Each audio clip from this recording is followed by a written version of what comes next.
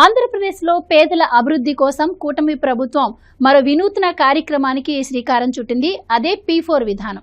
దీన్ని పైలట్ ప్రాజెక్టుగా ఉగాది నుంచి అమలు చేయాలని ప్రభుత్వం భావిస్తోంది. అందుకుగాను దానికి తగ్గ విధి విధానాలు రూపొందించాలని, అర్హులను కూడా గుర్తించాలని అధికారులను ఆదేశించింది. అసలు ఈ P4 విధానం అంటే ఏంటి? దీనివల్ల మరి పేదలకు ఎలాంటి ఉపయోగాలు అందనున్నాయి? ఇది ఎంత మేర సక్సెస్ అవుతుంది? ఇలాంటి విషయాలు తెలుసుకుందాం. మనతో పాటు ఉన్నారు సీనియర్ జర్నలిస్ట్ సత్యమూర్తి గారు. నమస్కారం సార్. నమస్కారం అండి. సార్, చంద్రబాబు నాయుడు గారు ఎప్పుడు అధికారంలోకి వచ్చినా ఆయన ఒక సరికొత్త ప్రోగ్రామ్ని తీసుకొస్తూ ఉంటారు పేదల అభివృద్ధి కోసం అని చెప్పి. అండ్ ఈసారి కూడా P4 విధానం అంటున్నారు. అసలు ఈ P4 విధానం అంటే ఏంటి? ఇప్పుడు నేను చెప్పినట్టు ఎంత మేర ఇది సక్సెస్ అవుతుంది? దీనివల్ల ప్రజలకు జరిగే ప్రయోజనాలు ఏంటి? అండ్ ముఖ్యంగా దీనిపైన వైసీపీ కూడా ఒక కొత్త ప్రచారానికి పూనుకుంది. ఈ P4 విధానం వల్ల, అంటే ఈ P4 ఫలాలు ఎవరైతే అందుకుంటారో వాళ్ళకి సంక్షేమ పథకాలు అందవు అని చెప్పి ఒక కొత్త ప్రచారం చేస్తుంది. సో దీంట్లో ఎంతవరకు నిజం ఉంటుందంటారు? మీరేం చెప్తారు? వాళ్ళ మొహం వైసీపీ వాళ్ళకి దీని గురించి ఏం తెలుసు, కానీ వాళ్ళ గురించి వదిలేద్దాం. ఎందుకంటే వైసీపీ వాళ్ళకి సగం తెలుసు, సగం తెలియదు. వాళ్ళు చెప్పేవన్నీ తప్పుడు ప్రచారాలు చేయటంలో వాళ్ళ సిద్ధహస్తులు. ఆ వైసీపీ కొంచెం ఆ దరిద్రాన్ని కొంచెం పక్కన పెట్టి ఇప్పుడు వాస్తవంగా సమాజంలో పేదలు ఎట్లా ఉన్నారు, పేదల పరిస్థితి ఏంటి, వాళ్ళ అప్లిఫ్ట్మెంట్ కోసం రాష్ట్ర ప్రభుత్వం తీసుకుంటున్న చర్యలు ఏంటి అనే విషయాలు మాట్లాడుకుందాం. ఇక్కడ ఏంటంటే P4 మోడల్ అనేది ఇది బహుశా it is first of it's kind. ఈ తరహా ఈ కాన్సెప్ట్ ఇప్పటివరకు లేదు. ఇది ప్రభుత్వ పథకం కాదు. This is not a government scheme, it is a concept. ఈ కాన్సెప్ట్ను ఉపయోగించుకొని సమాజంలో పేదరికంలో ఉన్న వాళ్ళని పైకి తీసుకురావాలి. ఇప్పుడు భారతదేశానికి స్వాతంత్రం వచ్చిన దగ్గర నుంచి సంక్షేమ పథకాలు అమలు చేస్తూనే ఉన్నారు, ఇస్తూనే ఉన్నారు, సబ్సిడీలు ఇస్తూనే ఉన్నారు, ఇళ్ళు కట్టిస్తూనే ఉన్నారు. రకరకాల అంశాల్లో పేదవాళ్ళకి ప్రభుత్వం సహాయం చేస్తూనే ఉంది. అయినా పేదరికం అలానే ఉంది. ఎందుకుంది? ఈ ప్రశ్న దగ్గర నుంచే ఈ P4 విధానం వచ్చింది. ఈ ప్రశ్న నుంచే ఉద్భవించింది. P4 విధానం అంటే ఇదేదో గవర్నమెంట్ స్కీము మళ్ళీ తీసుకొచ్చి కొంత డబ్బులు పెట్టడం, ఆ డబ్బులు పేదవాళ్ళకి సబ్సిడీగా ఇవ్వటం, ఇది కాదు. ఈ P4 విధానంలో ఏంటి అంటే పేదవాళ్ళని ముందర సెలెక్ట్ చేసుకుంటారు. పేదవాళ్ళు ఇప్పుడు దాదాపుగా ఒక సర్వే కంప్లీట్ అయింది. ఆ సర్వే ప్రకారం 23 లక్షల మంది పేదవాళ్ళని ఐడెంటిఫై చేశారు. ఇవి కూడా ఎట్లా చేశారు అంటే ఏదో గవర్నమెంట్ లెక్కలు పెట్టుకొని మీ ఇన్కమ్ ఎంత, మీ ఇంట్లో ఎంతమంది ఉంటారు అని చేయలే. గ్రామ సభల ద్వారా వీళ్ళని ఐడెంటిఫై చేశారు. అంటే గ్రామ సభ అంటే డెమోక్రటిక్గా ఉంటుంది. అక్కడ చిన్న గ్రామం ఒక యూనిట్గా ఉంటుంది కాబట్టి ఎవరు నిజమైన పేదవాడు అనేది పక్కవాడికి తెలుస్తుంది. అందుకని నిజమైన పేదలని సెలెక్ట్ చేయటానికి చంద్రబాబు నాయుడు ప్రభుత్వం ఈ విధానాన్ని తీసుకుంది. ఆ గ్రామ సభలో బలానా ఎల్లయ్య, పుల్లయ్య, మల్లయ్య వీళ్ళు పేదవాళ్ళు అని ఒక లిస్టు తీసుకొని పెట్టుకున్నారు. ఇప్పుడు నెక్స్ట్ ఏంటి అంటే ఈ పేదవాళ్ళకి ఏదో ఎప్పుడో నా చిన్నప్పటి నుంచి కూడా చూస్తూనే ఉన్నా, ఇందిరాగాంధీ పేదవాళ్ళకి బర్రెల్ని ఇచ్చేది. ఇస్తే అవి వాళ్ళు ఆ పాలు పిండుకొని వాళ్ళు అమ్ముకొని పేదరికం నుంచి బయటికి రావాలనేది ఉద్దేశం. ఆ తర్వాత ఇంకా చాలా స్కీములు చూసాం కదా, పక్కా ఇళ్ళ స్కీములు చూసాము, ఆ స్కీములు చూసాము, పేదవాళ్ళకి రకరకాల సబ్సిడీలు ఇవ్వడం చూసాము, మరి ఎస్సీ ఎస్టీలకైతే వాళ్ళకి అన్ని ఫ్రీగా ఇచ్చేది చూసాము, పొలం ఇచ్చి దానికి మోటార్ కూడా ఇచ్చి పెట్టిన విధానాలు ఇవన్నీ చూసాం కదా. మరి అవన్నీ ఉన్నా కానీ పేదరికం అట్లాగే ఉంది. కాబట్టి ఇప్పుడు ఏం చేయబోతున్నారు ఈ P4 మోడల్లో అంటే ఈ 23 లక్షల మంది పేదవాళ్ళని ఇప్పటికే ఐడెంటిఫై చేశారు. వాళ్ళని మళ్ళీ స్క్రూటినైజ్ చేస్తారు. అది గవర్నమెంట్ ప్రాసెస్, ఆ ప్రాసెస్ ప్రకారం చేస్తారు. వీళ్ళని ఏం చేస్తారు అంటే సమాజంలో బాగా ఉన్నత వర్గాల వాళ్ళు, అంటే ఆర్థికంగా స్థిరపడిన వాళ్ళు, లేదు పారిశ్రామికవేత్తలుగా ఉన్నవాళ్ళు, కార్పొరేట్ సోషల్ రెస్పాన్సిబిలిటీ కింద మేము కొన్ని ప్రాజెక్ట్స్ టేకప్ చేస్తాము అని సిద్ధంగా ఉన్నవాళ్ళు, వీళ్ళకి ఈ పేదవాళ్ళని అటాచ్ చేస్తారు. ఇప్పుడు ఒక ధనికుడు ఉన్నాడు అనుకోండి, ఆ ధనికుడు చెప్తాడు, ఉమ్, నేను ఒక 20 కుటుంబాలని నేను మెంటర్ చేస్తాను అన్నాడు అనుకోండి. అంటే దత్తత తీసుకోవటం కాదు ఇది. పేద కుటుంబాలని ధనవంతుడు దత్తత తీసుకోవటం కాదు. ఇక్కడ వండుకోవటానికి చేపలు ఇవ్వరు, చేపలు పట్టటం నేర్పుతారు. అది P4 మోడల్. అంటే ఒక ధనవంతుడు ఒక 20 కుటుంబాలని నేను వాళ్ళకి మెంటర్గా ఉంటాను అని ఒప్పుకున్నాడు అనుకోండి. ఇవన్నీ నేను ఉదాహరణ చెప్తున్నా. ఆ 20 కుటుంబాలకి సంబంధించిన వాళ్ళతోటి ఆ 20 కుటుంబాలు ఒక కుటుంబాన్ని తీసుకుందాం. ఒక్క కుటుంబంలో భార్య, భర్త, 2 పిల్లలు ఉన్నారనుకోండి. భర్త ఏదో ఒక సైకిల్ షాప్ ఏదో నడుపుతున్నాడు అనుకుందాం ఉదాహరణకి. సైకిల్ షాప్లో పని చేస్తున్నాడు అనుకుందాం. ఇతను ఏం చేస్తాడు అంటే, నీతో సైకిల్ షాప్ పెట్టిస్తాను, నువ్వు పెట్టుకుంటావా అని అడుగుతాడు.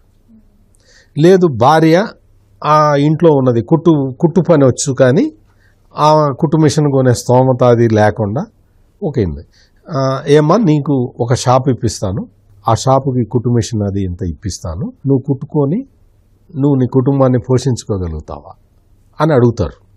అంటే ఇవన్నీ ఉదాహరణలు చెప్తున్నా, ఇట్లాగే జరుగుతుందని కాదు. అంటే P4 మోడల్ అంటే ఏంటి అని అర్థం చేయటానికి నేను ఇది చెప్తున్నాను తప్ప ఇప్పుడు నేను చెబుతున్న దాంట్లో ఆ స్టైల్లో జరగకపోవచ్చు. వీళ్ళు ఇద్దరూ కూడా అంటే భార్యాభర్త వీళ్ళు వాళ్ళ కాళ్ళ మీద వాళ్ళు నిలబడి వాళ్ళ కుటుంబాన్ని పోషించుకుంటూ ఇంకా తర్వాత ఇంకా వాళ్ళు డెవలప్ కావాలి. అంటే కష్టపడి పని చేసుకుంటూ ఆ కుటుంబ మిషన్కి, ఆ షాపుకి ఈమె ఓనర్ కావాలి, ఆ సైకిల్ షాప్కి ఆ సైకిల్ షాప్ మెయింటైన్ చేసుకుంటూ అతను దానికి ఓనర్ కావాలి. ఇట్లా కుటుంబం పేదరికం నుంచి పైకి రావాలి, పిల్లల్ని చదివించుకోవాలి, ఆ పిల్లల్ని వాళ్ళని సరైన పోషకాహారం ఇచ్చి వాళ్ళని పెంచుకోవాలి. ఇవన్నీ నెట్వర్కింగ్ చేసుకుంటారు. ఇట్లా ఒక్కొక్క ధనవంతుడు కొన్ని కుటుంబాలను సెలెక్ట్ చేసుకొని వాళ్ళకి కావాల్సిన ఇన్పుట్స్ ఇచ్చి వాళ్ళని ఒక చిన్న పారిశ్రామికవేత్తలాగా తయారు చేయాలి. ఇప్పుడు నేను ఇందాక చెప్పినట్టు ఆమె కుట్టు మిషన్ పెట్టుకున్నది, ఆ షాపుకి ఓనర్ అయిపోయింది. ఒక ఇద్దరికి గుండీలు కాజాలు తీయటానికి వాటికి ఇంకొక ఇద్దరికి ఎంప్లాయ్మెంట్ ఇస్తుంది. అట్లాగే సైకిల్ షాప్ ఉంది, అతను ఓనర్ అయిపోయాడు. అది చెప్తాడు, ఇంకా ట్యూబులు అవి ఇవి స్పేర్ పార్ట్లు అమ్మటం మొదలు పెడతాడు. ఒక అకౌంటెంట్ని పెట్టుకుంటాడు, ఒక 2 గుమాస్తాలను పెట్టుకుంటాడు, ఒక అసిస్టెంట్లను పెట్టుకుంటాడు, సైకిల్ షాప్ని రన్ చేయడానికి మెకానికల్ని పెట్టుకుంటాడు. ఇట్లా అతను ఒక ఎంటర్ప్రెన్యూర్ అవ్వాలి. దిస్ ఈజ్ ది కాన్సెప్ట్ అన్నమాట. ఈ కాన్సెప్ట్ ప్రకారం వాళ్ళు ఇగ్నైట్ చేస్తారు. నువ్వు ఇది తీసుకున్న తర్వాత ఆ కుట్టు మిషన్లో వచ్చిన డబ్బులన్నీ శుభ్రంగా తిని కూర్చున్నారు అనుకోండి, ఇంకేం డెవలప్మెంట్ ఉండదు. అందుకనే అంతకు ముందర నేను ఇందిరాగాంధీ గరీబీ హటావో అని చెప్పి వాళ్ళకి పాడి పశువుల్ని వాళ్ళకి అందిస్తే ఆ పశువు ఒట్టిపోగానే అంటే పాడి అయిపోగానే పాలు రాకపోతే దాన్ని వెంటనే తీసుకెళ్ళి కటికి వాడికి అప్పగిచ్చేవాళ్ళు, మళ్ళీ వీళ్ళు పేదరికంలోకి వెళ్ళిపోయేవాళ్ళు. అట్లా కాకుండా ఒక బర్రె గేదె ఏదో ఒకటి ఇచ్చిన తర్వాత, ఆవునో గేదెనో ఇచ్చిన తర్వాత ఆ పాలతోటి వీళ్ళు ఇంకొక బర్రె గేదెనో ఆవునో లేకపోతే బర్రెనో కొనుక్కుంటే ఇది ఒట్టిపోయిన తర్వాత ఇది పాలు ఇవ్వటం మొదలు పెడితే వాళ్ళు కంటిన్యూస్గా వాళ్ళ జీవితాన్ని గడుపుకుంటూ ముందరికి వెళ్తారు. అది జరగలేదు అక్కడ. అట్లా డీలింక్ కాకుండా ఉండటానికి ఈ కొత్త P4 మోడల్ని తీసుకొచ్చారు. అంటే డీలింక్ కాకూడదు. ఇప్పుడు మనం చంద్రబాబు నాయుడు మొన్న కుప్పం వెళ్ళి చాలా డెవలప్మెంటల్ ప్రోగ్రామ్స్ అన్నీ కూడా ఆయన ఇనాగ్రేట్ చేసి వచ్చాడు. వచ్చినప్పుడు ఒక చిన్న కేస్ స్టడీ లాగా చెప్తాం మీకు. ఒక ఆయన వచ్చాడు చంద్రబాబు దగ్గరికి.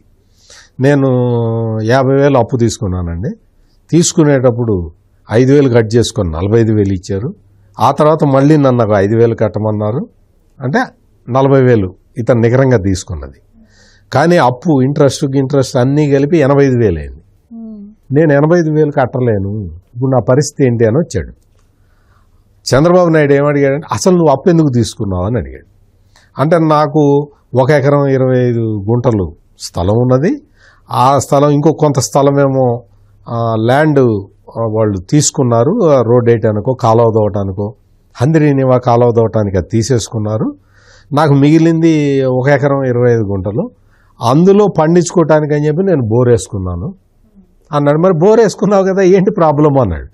బోర్ వేసుకోవటం వరకు వాళ్ళు ఇచ్చిన డబ్బులు అయిపోయినాయి, దానికి మోటార్ పెట్టుకోవడానికి నా దగ్గర డబ్బులు లేవు అని చెప్పాడు అతను. అప్పుడు చంద్రబాబు నాయుడు ప్రాబ్లంని ఎక్స్ప్లెయిన్ చేశాడు అక్కడ ఉన్న కలెక్టర్కి వాళ్ళందరికీ. ఏంటి అంటే, ఇతనికి పొలం ఉన్నది, ఇతను బోర్ వేసుకోవడానికి అప్పు తెచ్చుకున్నాడు. అప్పు తీసుకుని అందులో 5,000 కట్టాడు, 5,000 తీసుకున్నారు, అదంతా పక్కన పెడదాం. బోరు వేసుకోవటానికి అప్పు ఇచ్చావు. ఆ తర్వాత ఆ బోర్ నుంచి పొలానికి పైపు లైన్ వేసుకోవటానికి నువ్వు డబ్బులు ఇవ్వాలి. 4.5 ఏళ్ళు అయింది అతను లోన్ తీసుకొని. అప్పు 40,000 నుంచి 85,000 అయింది. అప్పు తీర్చే దారి లేదు. బోర్లో నీళ్లున్నాయి, కింద బోర్ ఉంది, బోర్లో నీళ్లున్నాయి. ఆ నీళ్లు పైకి తీసుకురావడానికి మోటార్ లేదు, అక్కడి నుంచి పారించుకోవడానికి పైపు లేదు. నువ్వు లోన్ ఇవ్వటం వేస్ట్ కదా. నువ్వు లోన్ ఇచ్చావు, అతను ఉపయోగించుకోలేకపోయాడు, నీ అప్పుని మళ్ళీ కట్టలేకపోయాడు. కడదామని ఉంది, అతనేం పారిపోలే, సొంత భూమి రైతు, అతను ఎందుకు పారిపోతాడు?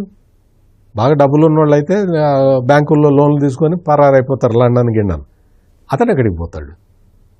అతనికి బోర్ వేయడానికి డబ్బులు ఇచ్చావు, కానీ ఆ బోర్ నుంచి మోటార్ పెట్టుకొని ఆ పైప్ వేసుకోవడానికి డబ్బులు ఇవ్వలేదు. అతను లోన్ కట్టలేకపోయాడు, డిఫాల్ట్ అయిపోయాడు. ఈ కేసు స్టడీని చంద్రబాబు నాయుడు అక్కడ కలెక్టర్లకి వాళ్ళందరికీ చెప్పి, ఇది కేసు స్టడీ అంటే ఇట్లా మీరు తెలుసుకోవాలి, తెలుసుకొని అసలు అతని బాధ ఏంటి, నువ్వు లోన్ ఇచ్చావు ఎందుకు కట్టలేకపోతున్నాడు అనేది కనుక్కోకపోతే మరి మీరందరూ ఐఏఎస్లు ఐపీఎస్లు చదివి ఏంటి ప్రయోజనం? ఈ క్వశ్చన్ చంద్రబాబు నాయుడు అడగలేదు, కానీ నేను చెప్తున్నా. మీరు అతను ఎందుకు కట్టలేకపోయాడు అనేది కేస్ స్టడీ తీసుకొని మీరు అడగచ్చు, ఎంతమంది కేస్ స్టడీలు చేయాలండి అని. నువ్వు ఉన్నదే అందుకు.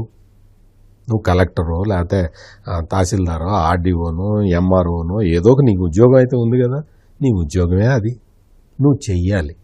నువ్వు ఎండలోకి వెళ్ళడానికి బద్ధకం, అందరితో పేదవాడితో మాట్లాడటానికి నీకు చిరాకు అయితే వాడి సమస్య తీరదు, ప్రభుత్వం నుంచి డబ్బులన్నీ ఖర్చు అయిపోతాయి. ఈ గ్యాప్ లేకుండా చెయ్యటం అనేది ఇప్పుడు కొత్తగా ఈ P4 విధానంలో ఇటువంటివన్నీ తీసుకొస్తూ ఉన్నారు. ఇటువంటి కేస్ స్టడీలు చేసి, ఇతను ఉదాహరణకి అతనికి 45,000 అప్పు ఇచ్చారు కదా, ఇంకొక 25,000 ఇస్తే అతను మోటార్ పెట్టుకుంటాడు కదా, పైప్ లైన్ వేసుకుంటాడు కదా, ఏదో ఒకటి పండిస్తాడు కదా. ఒకటి కాకపోతే రెండు, ఒక పంట కాకపోతే ఇంకో పంట అన్న పండుతుంది కదా, పండితే డబ్బులు వస్తాయి కదా, నీ లోన్ కడతాడు కదా, అతను బతుకుతాడు కదా, ఇంకొక 4 బతికిస్తాడు కదా. అది డీలింగ్ చేసేశారు. అతని మీద కాన్సన్ట్రేట్ చేయకుండా డీలింగ్ చేయటం వల్ల అతని పావర్టీ అలాగే ఉంది.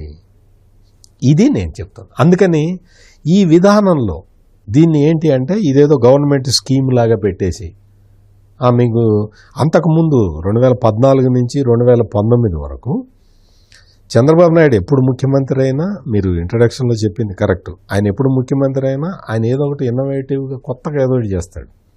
2014 నుంచి 2019 వరకు ఎస్సీ కార్పొరేషన్ ద్వారా ఏం చేశాడంటే, యువకుల్ని పిలిచాడు, రా నీకు కారు ఇస్తా, నువ్వు నడుపుకుంటావా, జాగ్రత్తగా నువ్వు కుటుంబాన్ని పోషించుకుంటావా అని అడిగాడు. ఎస్సీ కార్పొరేషన్ ద్వారా ఇన్నోవా కార్లు ఇచ్చాడు. మామూలుగా ఇది కాదు, ట్యాక్సీ అది తోలుకుంటే కనీసం నెలకి 50-60 వేలు మిగులుతాయా. అతను గనక కరెక్ట్గా ఆ స్కీమ్ని ఉపయోగించుకుంటే, ఇన్నోవా కార్లు ఇచ్చిన స్కీముని గనక అతను కరెక్ట్గా ఉపయోగించుకున్న కుటుంబాలు చాలా ఉన్నాయి. ఆ ఉపయోగించుకున్న కుటుంబాలు ఇంకా ప్రభుత్వం మీద నేను ఆధారపడాల్సిన అవసరం లేదు, నాకు మీ రేషన్ బియ్యం కూడా అక్కర్లేదు సార్, నేను నా సొంతగా బతుకుతున్నాను అని చెప్పిన కుటుంబాలు కూడా చాలా ఉన్నాయి. చెప్పిన యువకులు కూడా చాలామంది ఉన్నారు. దాన్ని మొత్తం తాగి చెడగొట్టుకున్న వాళ్ళు ఉన్నారు. ఆ తర్వాత వచ్చిన జగన్మోహన్ రెడ్డి ప్రభుత్వం మీరు తాగటానికి ఎంకరేజ్ చేసింది. ఇప్పుడు ఆ ఇన్నోవా నడుపుతాడు కదా, ఆ నడిపే అతనికి ఆ డ్రైవర్కి ఫ్రీగా ఒక 5,000 ఫ్రీగా 10,000 అట్ట ఒకసారే ఇచ్చాడులే, అదేం పెద్ద ఇది కాదు. కానీ ఫ్రీగా డబ్బులు ఇవ్వటం కరెక్టా? నీకు ఇన్నోవా కొని పెడతా, ఆ ఇన్నోవా నడుపుకొని నువ్వు కుటుంబాన్ని నడుపుకో, నువ్వు ఆర్థికంగా స్థిరపడు, ఇంకా నువ్వు ఎవ్వరి మీద ఆధారపడాల్సిన అవసరం లేదు అని చెప్పటం గొప్ప. ఇక్కడ చంద్రబాబు నాయుడు చేసేది అది. జగన్మోహన్ రెడ్డి వచ్చి నేను నీకు డ్రైవర్ నేస్తం, జగనన్న డ్రైవర్ నేస్తం, జగనన్నే డ్రైవరు, జగనన్న డ్రైవర్ నేస్తం అని ఇస్తా, నువ్వు నీకెందుకు, నీకు ఫ్రీగా డబ్బులు ఇస్తాపు అంటే అతను ఏం చేస్తాడు? ఫ్రీగా 10,000 ఇస్తాడు. అక్కడ బయటికి రాగానే ట్రాఫిక్ కానిస్టేబుల్ ట్రాఫిక్ వైలేషన్లు అని చెప్పి ఆ 10,000 తీసేసుకుంటాడు. గవర్నమెంట్కి ఇది లేదు, ప్రొడక్టివిటీ రాదు, అతని జీవితము బాగుపడదు. అంటే ఇక్కడ మొత్తం అంతా కూడా పేదరికాన్ని సమాజం నుంచి పారద్రోలటానికి ఇది ఒక కొత్త స్కీమ్, P4 విధానం.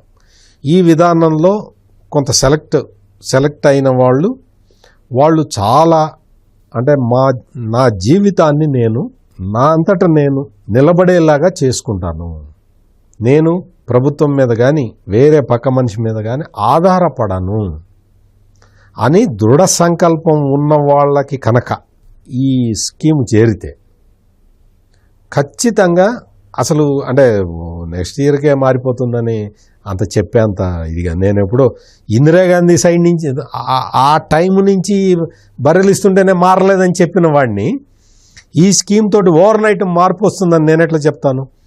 అందుకని మెంటర్ కరెక్ట్గా ఉండి, మెంటర్ కరెక్ట్గానే ఉంటాడు. ఎందుకు ఉంటాడు? అతను ఇది నా బాధ్యత అని తీసుకుంటున్నాడు కాబట్టి అతను బాధ్యతగానే ఉంటాడు, అందులో ఎటువంటి సందేహం లేదు. నేను నా బాధ్యత ఇది. చంద్రబాబు నాయుడు చెప్తున్నాడు కదా, పేదరికాన్ని నిర్మూలించడానికి మీరు సహకరించండి అని చెప్తున్నాడు కదా, నేను ఆ మాటలకి ఇన్స్పైర్ అయి నేను వస్తున్నాను, నేను ఒక 10 కుటుంబాలని నేను ఉద్ధరిస్తాను అని అతను కమిట్మెంట్ తోటే వస్తున్నాడు. అతను కమిట్మెంట్ తోటి వచ్చాడు కదా, నువ్వు బాధ్యత అని చెప్పావు కదా, నేను ఇంట్లో కూర్చుంటా, నువ్వు నాకు పెట్టు అంటే పేదరికం పోదు. అతనేముంది, అతను చూస్తాడు, 1 సంవత్సరం చూస్తాడు, 2 సంవత్సరాలు చూస్తాడు. ఇతనికి కోరికే లేదండి, జీవితంలో పైకి రావాలన్న కోరికే లేకపోతే, నాకు జీవితంలో పైకి రావాలి అన్న కోరిక నాకు లేదు, తాగి పడుకుంటున్నా. నువ్వు ఎన్ని లక్షలు ఎన్ని కోట్లు ఇస్తే మాత్రం నేను బాగుపడతాను? నాలో ఉండాలి, నేను ఖచ్చితంగా పనిచేయాలి, ఎవరి మీద ఆధారపడకూడదు, నేనే ఒక ఎంటర్‌ప్రెన్యూర్గా మారాలి. చంద్రబాబు నాయుడు ఏం చెప్తున్నాడు? ఇంటికో ఎంటర్‌ప్రెన్యూర్ అంటున్నాడు కదా. అందుకని నేను ఎంటర్‌ప్రెన్యూర్గా మారాలి అన్న సంకల్పం ఉండాలి, ఆ పట్టుదల ఉండాలి, ఆ చిత్తశుద్ధి ఉండాలి. మెంటర్ నీకు ఇచ్చిన అవకాశాన్ని నువ్వు ఉపయోగించుకోవాలి. ఈ P4 విధానాన్ని ఇప్పుడు చాలామంది ఈ వైసీపీకి సంబంధించిన వాళ్ళు అదేంటి ఇదేంటి అంటారు. వాళ్ళకి తెలియదు కానీ చంద్రబాబు నాయుడు ఇటువంటి స్కీమ్ ఇంతకు ముందర కూడా తెచ్చాడు, ఇంతకు ముందు తీసుకొచ్చాడు, సక్సెస్ చేశాడు. ఇంతకు ముందు తీసుకొచ్చిన స్కీమ్ పేరు సెర్ప్, పేదరిక నిర్మూలన కార్యక్రమం. అది కేంద్ర ప్రభుత్వంలో ఒక చిన్న డిపార్ట్మెంట్ ఉంటే దాన్ని తీసుకొచ్చి సమైక్య ఆంధ్రప్రదేశ్లో ఒక పెద్ద సంస్థలాగా పెట్టాడు, దాన్ని ఫుల్ ఫ్లెడ్జ్డ్ ఆర్గనైజేషన్ స్థాయికి తీసుకొచ్చాడు దాన్ని, సెర్ప్ని. వాళ్ళు ఏం చేస్తారు? సెల్ఫ్ హెల్ప్ గ్రూపుల్ని ప్రమోట్ చేస్తారు. డ్వాక్రా సంఘాలు ఉన్నాయి కదా, ఆ డ్వాక్రా సంఘాలకి ప్యారలల్గా మహిళా స్వయం సహాయ బృందాలని వాళ్ళు ప్రోత్సహిస్తారు, వాళ్ళు ఫామ్ చేస్తారు, బ్యాంకు నుంచి లోన్ ఇప్పిస్తారు, వీళ్ళు ఉత్పత్తులు తయారు చేసుకొని అమ్ముకునేలాగా చేస్తారు. ఇది పేదరిక నిర్మూలన కార్యక్రమం సెర్ప్ చేసిన పని. ఇది చేసిన తర్వాత సమాజంలో ట్రమండ్రస్ మార్పులు జరిగినాయి. మొత్తం చాలా మార్పులు జరిగినాయి. డ్వాక్రా మహిళలు డబ్బులు సంపాదించారు, తర్వాత సెల్ఫ్ హెల్ప్ గ్రూపులు వీటిలో పెట్టుబడి పెట్టుకున్నారు, ఈ డబ్బులు బ్యాంకు లింకేజ్ పెట్టుకున్నారు, బ్యాంకు కొంత అమౌంట్ ఇచ్చింది, వాటితోటి కుటీర పరిశ్రమలే కాదు స్మాల్ అండ్ మీడియం ఎంటర్ప్రైజెస్ పెట్టుకున్నారు, ఆ ఉత్పత్తుల్ని ఆన్లైన్లో అమ్ముకున్నారు. చాలా కుటుంబాలు పేదరికం నుంచి పైకి వచ్చినాయి. ఇది సెర్ప్ చేసిన పని. ఆ ప్లాన్ వేసింది చంద్రబాబు నాయుడు. అందుకని చంద్రబాబు నాయుడికి ఇది కొత్త విషయం కాదు, వినేవాళ్ళకి కొత్త విషయం, వినేవాళ్ళకి తెలియదు కాబట్టి కొత్త విషయం. ఇది పేదరికం ఆ సెర్ప్ అమలు చేసిన కార్యక్రమాలు డ్వాక్రా సంఘాలు, స్వయం సహాయ సంఘాలు ఇవన్నీ చేసిన పనితోటి పేదరికం తగ్గింది. పేదరికం తగ్గింది అని ఏదో నేను కూర్చొని నా సొంత కవిత్వం చెప్పటం కాదు. కేంద్ర ప్రభుత్వం లకడావాలా కమిషన్ ఒక కమిషన్ నియమించింది. పేదరికం ఆధారంగా నిధులు ఇవ్వటానికి ఆ కమిషన్ ఉద్దేశించి పెట్టారు. పెడితే సమైక్య ఆంధ్రప్రదేశ్లో పేదరికం చాలా తగ్గిపోయిందండి, ఇక్కడ మనకి అంత నిధులు ఇక్కడ ఇవ్వాల్సిన అవసరం లేదని ఆ లకడావాలా సిఫార్సు చేశాడు. దాని మీద చంద్రబాబు నాయుడు దాని మీద కేంద్రం మీద పోరాడాడు. నేను కష్టపడి పేదరికాన్ని తగ్గిస్తే నువ్వు నాకు నిధుల్లో కోత పెడతావా? పేదరికాన్ని తగ్గించినందుకు నువ్వు నన్ను అప్రిషియేట్ చేయాలి కదా. నా రాష్ట్రానికి ఇంకా ఎక్కువ నిధులు ఇవ్వాలి. ఎక్కువ నిధులు ఇస్తే నాది సంపన్న రాష్ట్రం అవుతుంది కదా. దాని బదులు నాకు పెనాల్టీ వేస్తావేంటి, నాకు నిధులు ఎందుకు తగ్గిస్తావని చెప్పి ఆ లకడావాలా కమిషన్ సిఫార్సుల మీద చంద్రబాబు నాయుడు ముఖ్యమంత్రి పొజిషన్లో ఉండి పోరాడాడు కేంద్రంతో. అంటే ఆ లకడావాలా సిఫార్సుల మేరకు సమైక్య ఆంధ్రలో పేదరికం తగ్గింది అని చెప్పడానికి నేను ఇది చెప్పాను.